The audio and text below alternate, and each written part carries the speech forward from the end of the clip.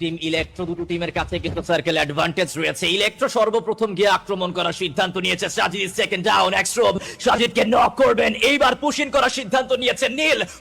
খুব দ্রুত ক্লোজ রেঞ্জে চলে যাবে। এক্সট্রোব ডিফারেন্ট সাইড থেকে অ্যাটাক করার জন্য উনিও রেডি হচ্ছেন, অ্যাঙ্গেল তৈরি করছেন।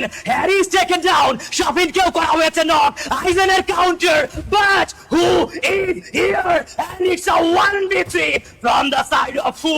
শট শেষ মুহূর্তে এসে কিন্তু বাঁচিয়ে নিয়েছে প্রত্যেকটা প্লেয়ারকে। X2 গ্লোবাল এই মুহূর্তে তারা 26টি এলিমিনেশন নিয়ে বুয়ার একেবারে কাছাকাছি। Russell the last man standing যাবে সামনের দিকে এগিয়ে। Shot is ready full, X2 Global is ready. ও লাস্ট প্লেয়ার কেও করবেন finish and it's a booyah from the side of X2 global.